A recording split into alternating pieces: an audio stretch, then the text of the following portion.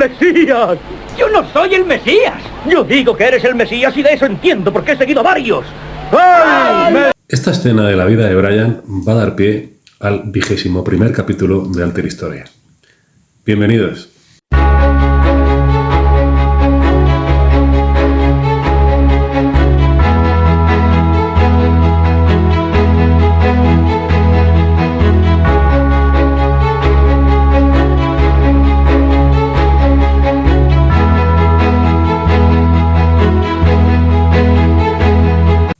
Esto es Alter Historia, el canal de historia alternativa.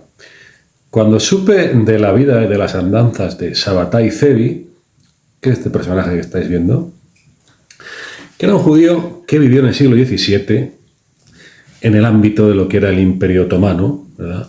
Nacido en Esmirna, en la costa occidental de Anatolia, en 1626, y fallecido en 50 años después en lo que hoy, el actual Montenegro. Cuando supe de las andanzas de este personaje, me vino a la cabeza La vida de Brian.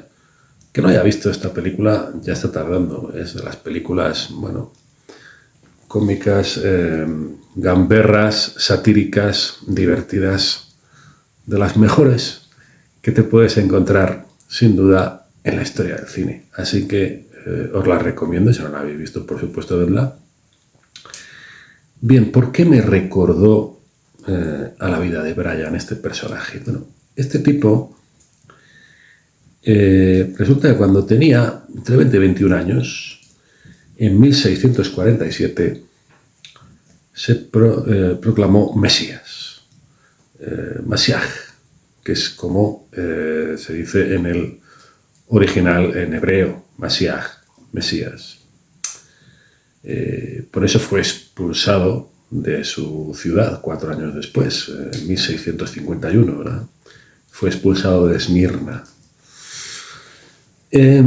Antes que nada habría que hacer una previa explicando esta figura del Mesías, del hebreo, Mashiach, como os digo. ¿De dónde viene y qué significa, no? Bien, hay que decir que el significado literal es ungido. El Mashiach, el Mesías, es el ungido. Esto viene de la costumbre de ungir en aceites, con ciertos aceites con propiedades medicinales, olorosas, lo que sea, a los reyes al proclamarles. Esto es la ceremonia de proclamación de los reyes, se les ungía con aceites. Por eso viene lo del Mesías, el ungido. En griego, Mesías, o sea, quiere decir ungido, se dice Christos. Christos es el significado literal, es ungido, es decir, de Christos. El Cristo es exactamente la misma palabra. Cristo, Mesías, es lo mismo. Es decir, en griego, en hebreo. Esto es una figura que, evidentemente, en las 3 religiones abrahámicas, no solamente en ellas, pero en las 3 religiones abrahámicas se ha dado, ¿no? En el Islam, por ejemplo, se habla del Mahdi. En árabe, Mahdi significa el guiado. Es una figura parecida también, que se da sobre todo, también en el sunismo, pero sobre todo en la rama del chiismo, en la rama chiita del Islam, ¿no? El Mahdi, el guiado, el elegido. Al final estamos hablando de este concepto, del elegido para liberar o para, bueno, salvar a un pueblo, a la humanidad, al mundo, a lo que sea, ¿de acuerdo? El salvador, el liberador, que, bien, parece que se le espera, aparece de vez en cuando. En el caso, por ejemplo, del cristianismo, hablaríamos de la segunda venida del Mesías, la parusía, ¿verdad? Que, bueno, varía según la religión, es decir, normalmente previo a una época de esplendor o incluso al fin de los tiempos, al fin del mundo según lo conocemos. Figuras parecidas las encontramos en el hinduismo, en el budismo y en muchas otras religiones, ¿verdad?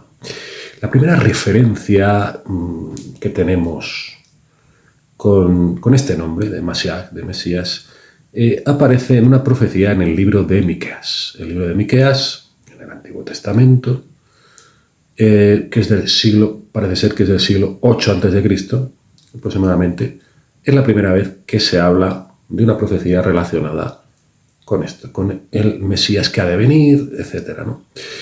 Después Isaías, el profeta Isaías, también lo retoma. En el libro de Isaías lo vemos varias veces. Y es una figura que también en el judaísmo, que es donde originalmente aparece, digamos que ha tenido no exactamente el mismo significado siempre, ¿no? No exactamente el mismo significado siempre. El significado que tenemos más asociado a esto, a lo que entendemos hoy día por Mesías, empieza a desarrollarse quizá con los fariseos. Los fariseos que, digamos, bueno, conocemos más o menos la historia de los fariseos, que aparece mucho en el Nuevo Testamento. Y, bueno, esta secta judía, digamos, que sería más o menos el antecedente del actual judaísmo rabínico, que es la rama, digamos, principal del judaísmo hoy en día, el judaísmo de los rabinos. Bueno, pues vendría un poco de esta rama de los fariseos, que, bueno, digamos que a partir del siglo II a.C., es cuando empieza a hablar mucho de mesianismo, del Mesías que ha de venir. Digamos que desde el siglo II a.C. al siglo II después de Cristo entraríamos en una época en Palestina, digamos una época que se puede llamar mesiánica. Es donde, digamos que esta parte de la doctrina judía adquiere más importancia, justo en la época en la que aparece Jesús de Nazaret. Pero no solo él, es decir, durante aquella época aparecieron unos cuantos que se autoproclamaban, a veces ellos o a veces otra gente, se autoproclamaban Mesías. Decimos que no solamente Jesús de Nazaret, tenemos el caso, quizá el más famoso de todos, de un personaje llamado Simón Bar Kokhba, que bueno, digamos que a diferencia de Jesús de Nazaret, que no era, por lo menos lo que nos ha quedado en las escrituras, en los evangelios, ¿verdad?, no iba del líder político ni del líder militar, como mucho de figura religiosa, ¿no? Simón Bar Kokhba sí, digamos que era un mesías político, un mesías religioso y un mesías militar. Digamos que fue el que protagonizó, el caudillo que protagonizó lo que fue la última de las guerras judeo-romanas, que se dio entre el 132 y el 136 después de Cristo, que fue precisamente la que ya provocó definitivamente el exilio, la diáspora, lo que se llamó la diáspora judía, que había comenzado ya en el 70 después de Cristo, esta diáspora, después de la guerra que derivó en la destrucción del Templo de Jerusalén. Pero ya, digamos que con esta última guerra, que se suelen llamar las guerras judeo-romanas, la de Bar Kokhba, Simón Bar Kokhba, empieza la gran diáspora judía a lo largo de todo el Imperio Romano y no solo del Imperio Romano. Es en esta época, ya os digo, desde el siglo II a.C. al siglo II después de Cristo, una época en la que se puede llamar la época mesiánica dentro del judaísmo, en la que está escrito Jesús de Nazaret, está escrito Simón Bar Kokhba y otros cuantos, ¿verdad? Digamos que esta creencia en el Mesías no ha sido siempre una creencia principal dentro del judaísmo.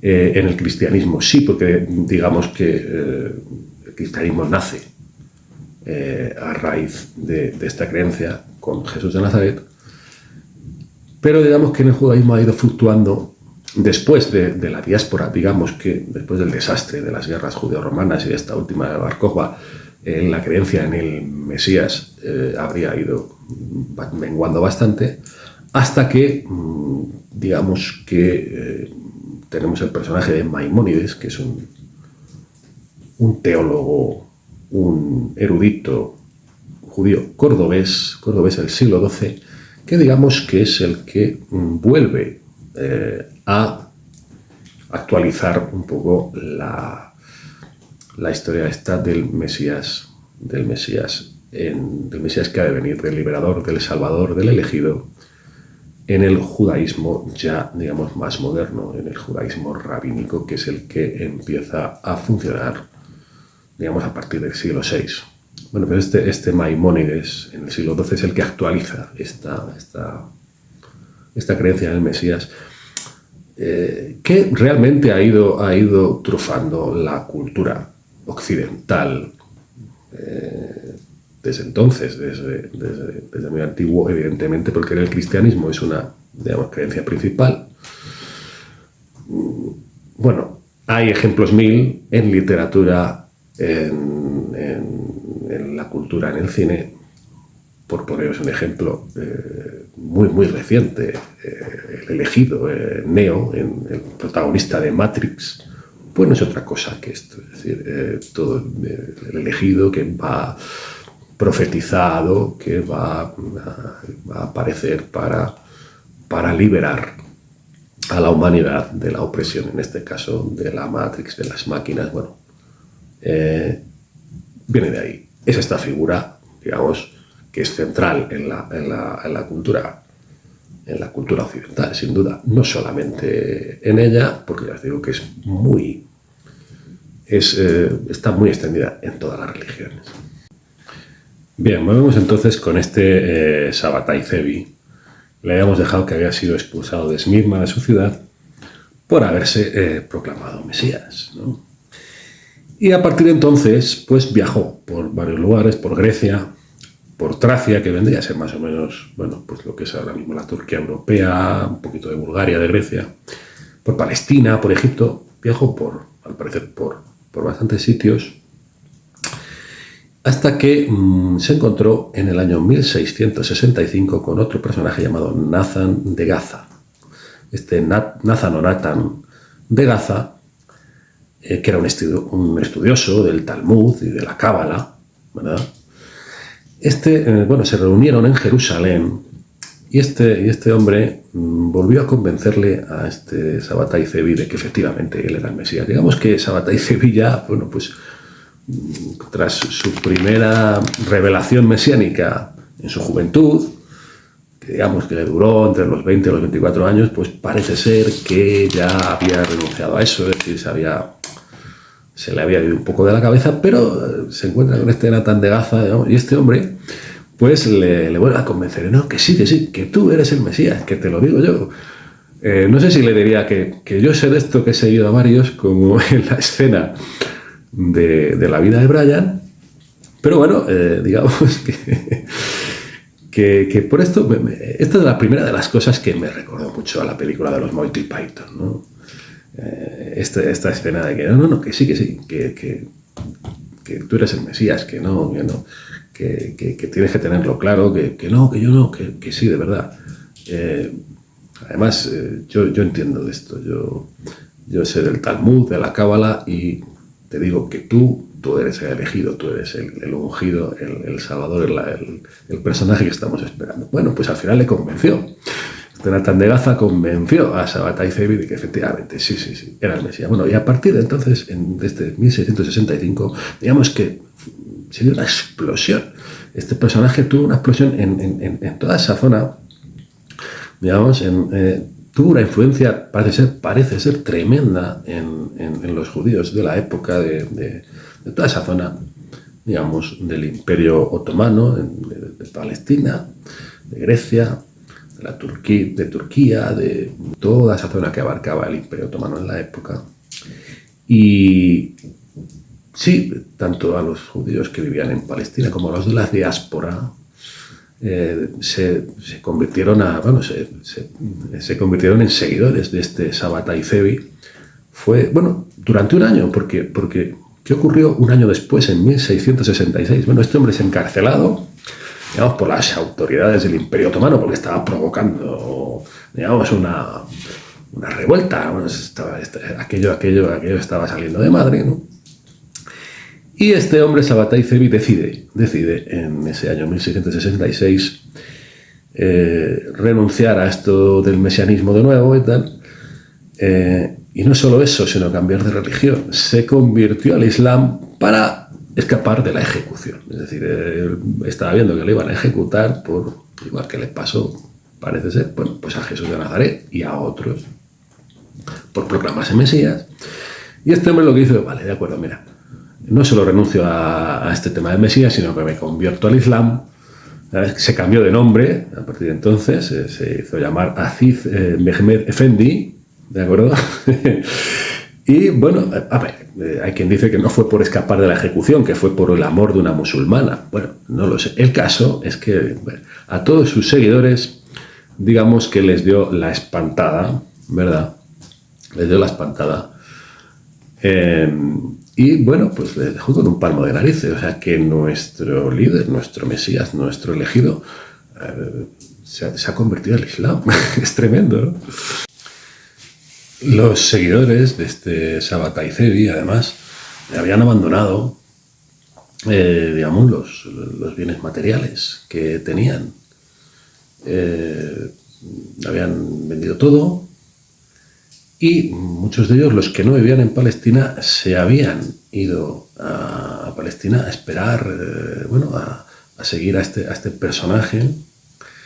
Esto, digamos que podemos verlo incluso, el origen de esta costumbre, en el libro de los Hechos de los Apóstoles, en el Nuevo Testamento. En el capítulo 2, versículos 44 y 45, podemos leer lo siguiente. Todos los que habían creído estaban juntos y tenían en común todas las cosas, y vendían sus propiedades y sus bienes, y los repartían a todos según la necesidad de cada uno.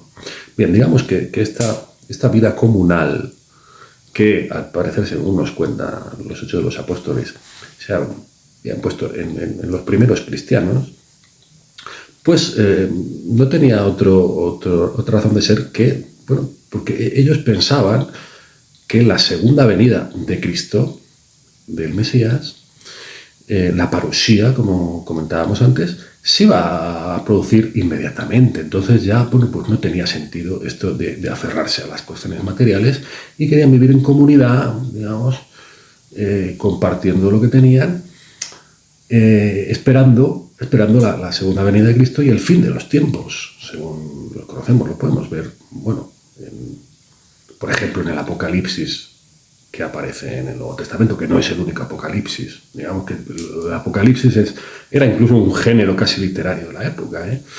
Pero vamos, digamos que este tipo de literatura apocalíptica está muy relacionada con el concepto de Mesías.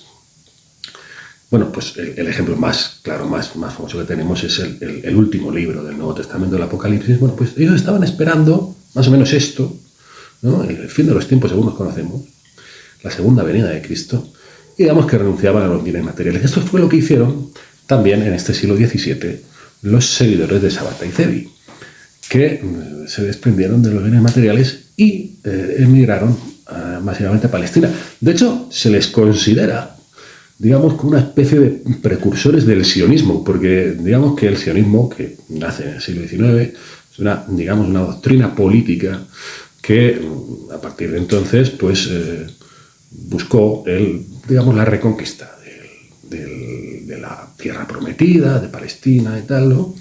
Esta doctrina política que preconizaba, entre otras cosas, digamos, la inmigración de los judíos a Palestina para volver a tomar posesión de aquella tierra, pues existiría este precedente de los seguidores de Sabbatai Zevi en el siglo XVII, en este tiempo. ¡Esta es su calabaza! ¡Te doy 10! ¡Es su calabaza! ¡Siempre la llevaremos, maestro! ¿Qué? Hagamos como él. Levantemos un zapato y quede el otro en nuestro pie, porque esa es la señal. Seguida la calabaza, seguida la sandalia. Esto es otra de las cosas que, leyendo sobre las andanzas de Sabbatai Zevi y de sus seguidores, pues me recordó mucho a la vida de Brian. Porque, bueno, pues a partir de esta espantada de Sabbatai Zevi, que digamos que a partir de entonces, de 1666, que se convierte al Islam, se cambia de nombre.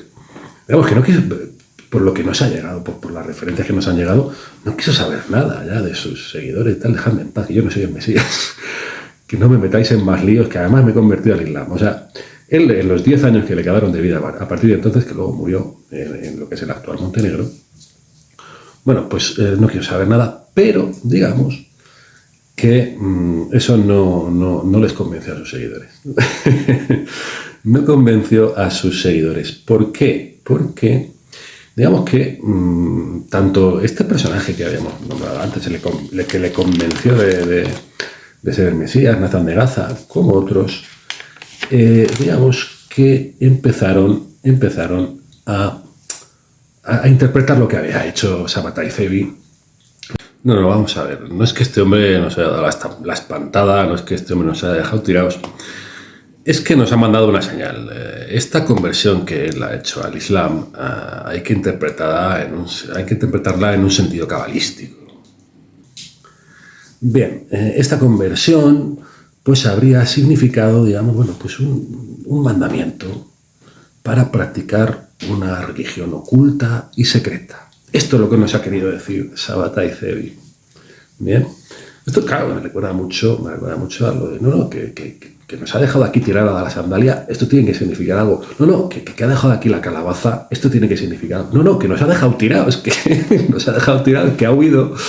Bueno, esto tiene que significar algo. Bueno, pues significa sí que a partir de entonces nosotros tenemos que desarrollar una religión, una ley oculta y secreta, una religión oculta y secreta distinta de la que hemos entendido hasta ahora de lo que era el judaísmo, ¿no?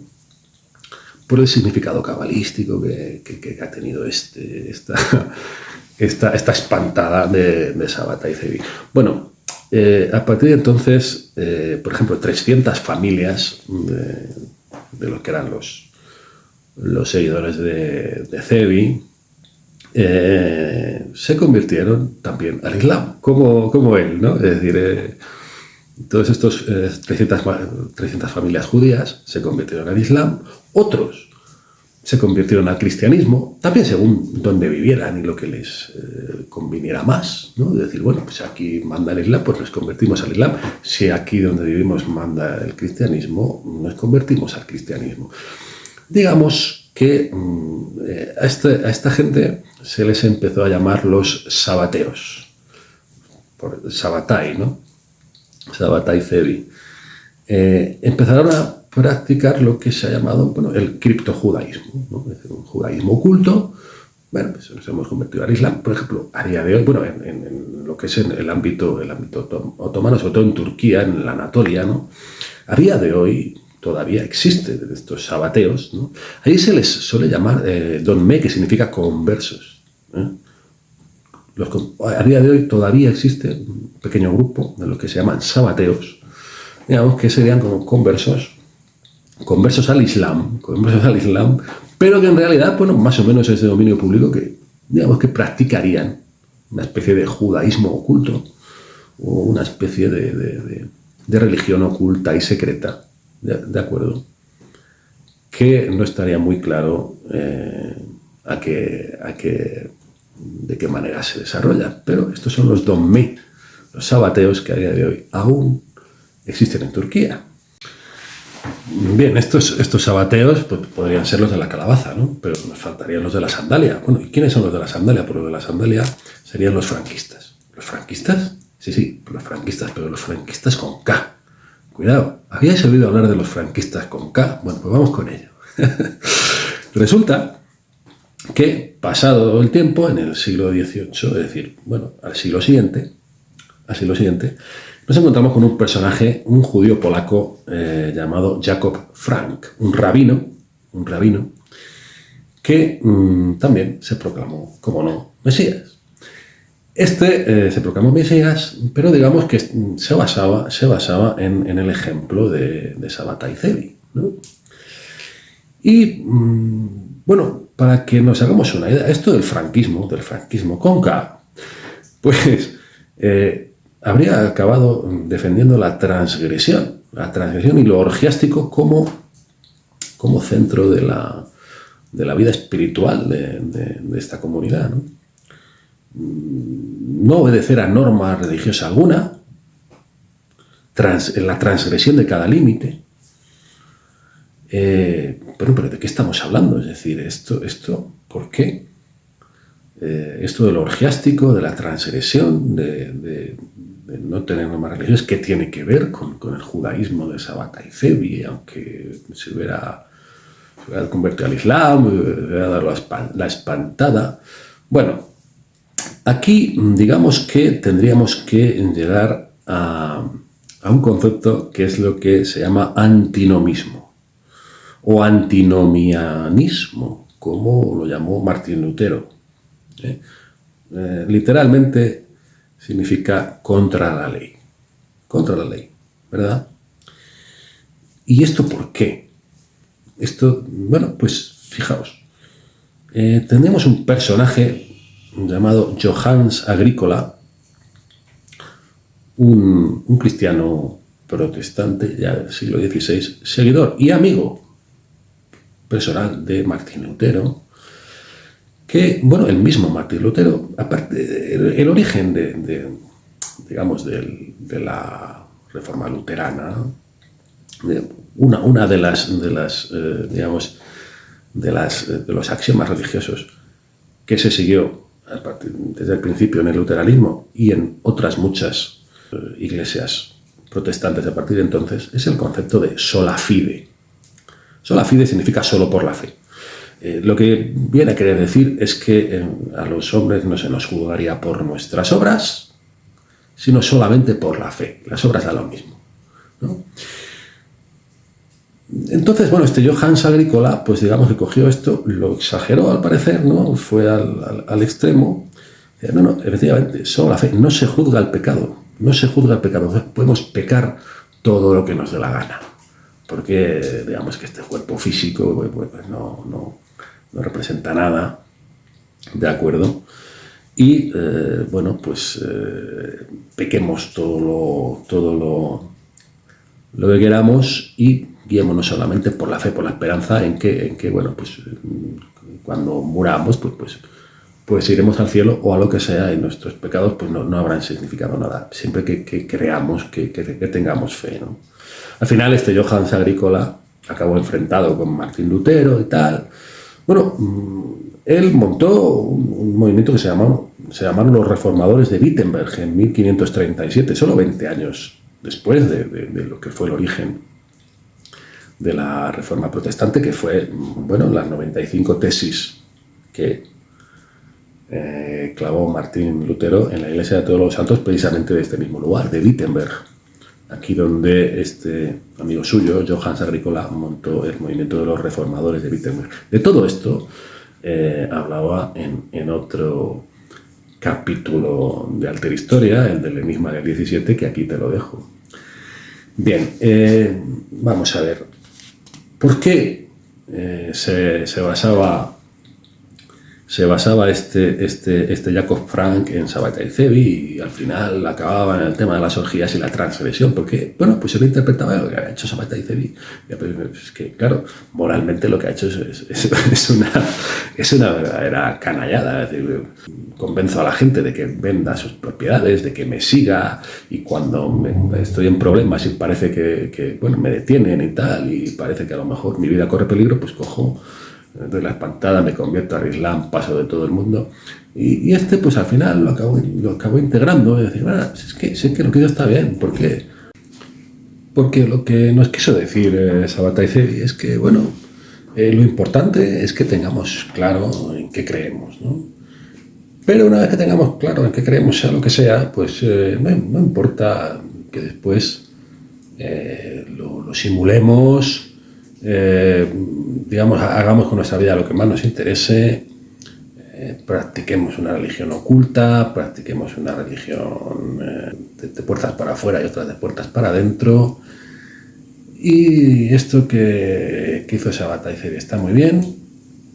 Yo me considero influenciado por este Sabbatai Zevi. Evidentemente el Mesías soy yo, o sea, yo Jacob Frank soy el Mesías, pero digamos que Sabbatai para mí es un ejemplo.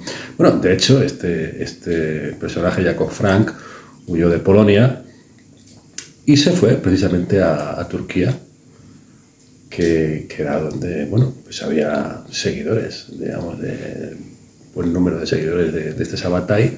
Allí en Turquía se convirtió al Islam también, claro, y montó este movimiento, el movimiento franquista, que se ha venido a llamar franquista con K, combinando elementos del cristianismo, del judaísmo, del islam, bueno, por lo menos de puertas para afuera, digamos, ¿no?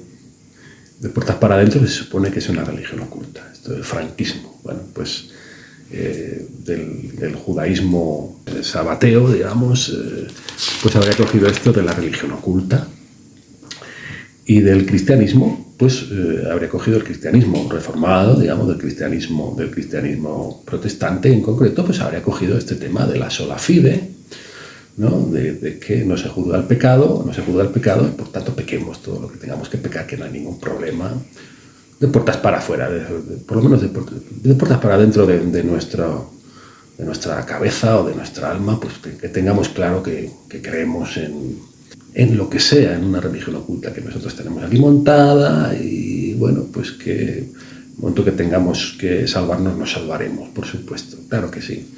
Y entonces, pues bueno, esto del tema orgiástico, del tema sexual en la religión, bueno, no es nada nuevo tampoco, es decir, muchas religiones, digamos, que han tirado por ahí. Bueno, aquí os pongo unas imágenes del templo de Khajuraho en la India, que es un ejemplo bastante interesante, ¿no? De cómo era este sentido de lo sexual, de lo orgiástico, digamos, en, bueno, ciertas ramas del hinduismo, ¿no? Pero también en el cristianismo había los gnósticos de los primeros siglos del cristianismo. Hubo ramas que también tiraron por ahí, precisamente más o menos por lo mismo. Es decir, el cuerpo físico no significa nada, el cuerpo físico, digamos, que es algo que tenemos que prescindir de él, o bueno, que no es importante, por tanto podemos darle, bueno, todo el placer que nos apetezca, porque no tiene ninguna importancia. Es decir, que todo esto digamos que viene de muy antiguo, y que, bueno, ha habido varias tendencias en diferentes religiones que han tirado por ahí. Tenemos el caso, claro, siempre mucha gente cuando habla de esto bueno, se refiere a San Agustín de Hipona, ¿no? San Agustín de Hipona, que digamos que es un teólogo cristiano norteafricano de los siglos, a caballo entre los siglos 4 y 5 de nuestra era, ¿no?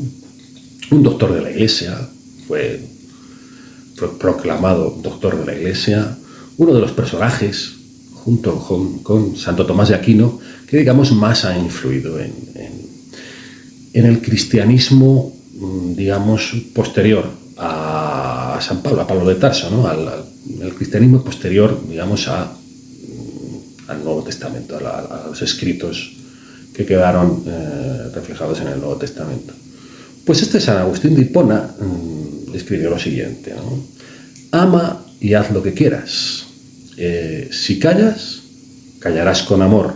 Si gritas, gritarás con amor. Si corriges, corregirás con amor. Si perdonas, perdonarás con amor. Si tienes el amor arraigado en ti, ninguna otra cosa sino amor serán tus frutos.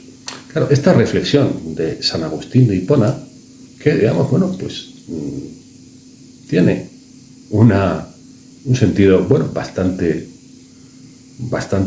positivo, ¿no? Es decir, claro, mucha gente que se ha agarrado a esto también para decir, bueno, ama y haz lo que quieras, haz lo que te dé la gana, que mientras sea con amor todo lo que hagas estará bien, ¿de acuerdo? Esto después, digamos que fue recogido hasta cierto punto por François Rabelais, un escritor francés del siglo XVI, que entre 1532 y 1534 escribió, bueno, su obra por la que es más conocido, que es Gargantua y Pantagruel. Bueno, en realidad, en 1532 escribió la primera parte, que vendría a llamarse Pantagruel, y 2 años después, en el 34, escribió Gargantua, ¿no? Y aquí, en esta segunda parte, en la de Gargantua, es donde aparece la parábola de la abadía de Telema. Bien, en esta abadía de Telema, bueno, pues digamos que el lema era el siguiente: haz tu voluntad. Haz tu voluntad. Digamos que esto tenía un sentido, como diciendo, bueno, hasta cierto punto no se refería, entiendo yo, a que, bueno, haz lo que te dé la gana en cada momento, sino que ten claro qué es lo que quieres, digamos, podemos decir a un medio o largo plazo, y hazlo, realízate como persona, realízate como persona. Este era el sentido que quería darle Rabelais aquí en Gargantúa a esto de haz tu voluntad, en la abadía de Telema, ¿no? Pero, bueno, esto, fijaos que esto se escribe en 1534, que es solo 3 años antes de que en 1537 Johannes Agricola monte el tema de los reformadores de Wittenberg en Alemania, ¿no? Esto que defendía también que solo la fe, no se juzga el pecado. Es decir, había un ambiente en el siglo XVI, Martín Lutero, François Rabelais, Johannes Agricola, que sería esto. Muchos decían incluso referirse a San Agustín de Hipona, aunque muchos teólogos católicos a esto, bueno, pues seguramente les escandalizaría, porque el sentido de lo que decía San Agustín de Hipona, pues posiblemente era otro, ¿no? Esto llevó ya en el siglo XX a un personaje que os sonará mucho, ¿no? Aleister Crowley, el apodado como la bestia, ¿no? Este ocultista británico montó lo que llamó Telema. Telema, bueno, refiriéndose evidentemente a Rabelais, a esta obra de Gargantúa, la abadía de Telema, donde decía haz tu voluntad. Este era el lema de la abadía de Telema. No, pues esto sería lo mismo. Este tema de Telema sería una filosofía, una religión, digamos, fundada por Aleister Crowley en el siglo XX, que defiende esto: haz tu voluntad, será toda la ley. Claro, luego es que la vida de Aleister Crowley era un poquito también volvemos al tema de las orgías, volvemos al tema de, incluso se ha hablado de asesinatos, se ha hablado de satanismo. Bien, lo que hacía Aleister Crowley, luego era un ocultista, digamos, posiblemente el más famoso del siglo XX, ¿no? Todo esto ha tenido un desarrollo durante mucho tiempo. Pero claro, bueno, algunos diréis, y no sin razón, pero vamos a ver, todo esto es una locura. Este capítulo que te estás montando es muy deslavazado, es una locura. Pero es que es así, es decir, claro, porque realmente, bueno, pues es que son los de la calabaza, pongamos los sabateos, los de la sandalia, los franquistas, bueno, pues desarrollando su religión oculta. ¿Por qué? Porque un tipo pues se dio la espantada para salvar su vida, probablemente, ¿no? Les dejó a todos tirados, se convirtió a otra religión. A partir de ahí he ido sacando otras cosas, ¿de acuerdo?, que tienen relación con esto, pero realmente es que, bueno, me hace tanta gracia la vida de este Sabbatai Zevi y de los seguidores de Sabbatai Zevi y los que luego han estado influidos por Sabbatai Zevi, por los sabateos o los Domé, los franquistas con K. Me da tanta gracia que es que yo tengo que hacer un capítulo sobre esto y hacer un homenaje, por supuesto, a los Monty Python y a la vida de Brian, que por cierto, este Brian, pues no tuvo la oportunidad de dar la espantada. Al final el hombre, aunque él no quería ser el Mesías, pues acabó como acabó, ¿no? Pero con buen humor. Si habéis visto la película, recordáis la última escena y la musiquilla esta que se oía de fondo. Aquí la dejo y me despido hasta el próximo capítulo de Alter History.